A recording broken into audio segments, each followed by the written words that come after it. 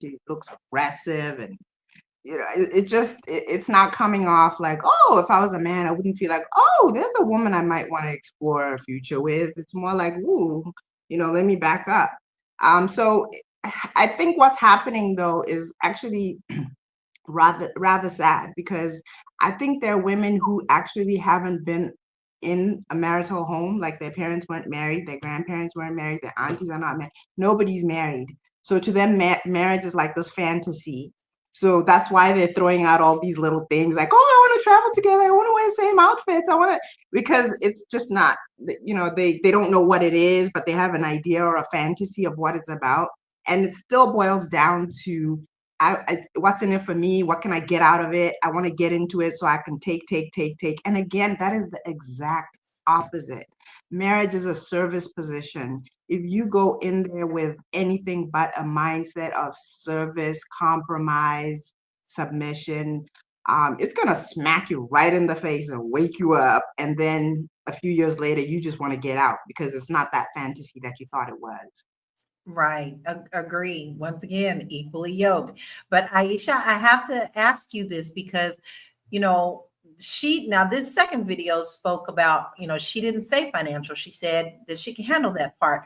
The first one did not. But this brings up a really good question, and you're our financial expert. How can Black women protect their financial future when they're navigating a relationship that requires them, or they desire, and it's agreed upon, to stay at home? That's such a great question. And not to sound kind of crazy, but I feel like my life kind of emulates what both women talked about in a way. So I'll kind of put it in context. So I was a professional in my field. I was, managing market manager in Beverly Hills, like big deal, right? For 10 years. Then I got married and I stopped working. Literally, my husband and I, what we decided to do for our family, that it's best for one of us to stay at home and to take care of the children. So now that's my income now gone, right? Income gone, stayed home for over a decade to raise the children. So I can understand that financial part of where, okay, now this money, it's no longer there. How are you going to now manage?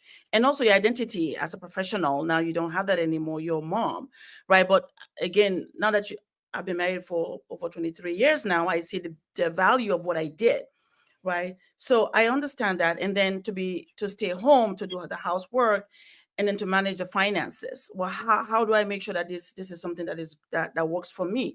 At the end of the day, right? Every family is going to be different. There's no one size fits all. I think it's unfair if people see this thing. No, there's no one size fits all. And also both stories seem extreme, but I see people in it as well, right? My husband, people that surround him have been married for 30, 50, 40 years. That's what we're used to. They have businesses, the wife stays home. So this is our ideal, right? And the husbands are very, they work. You don't see them all the time, but women take care of the front home of the house. So they have that stability that's consistent. And that's what we're used to. So, and then to have your husband come home and support you and be a servant leader.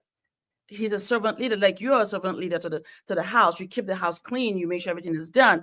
He brings the money in. You balance it out.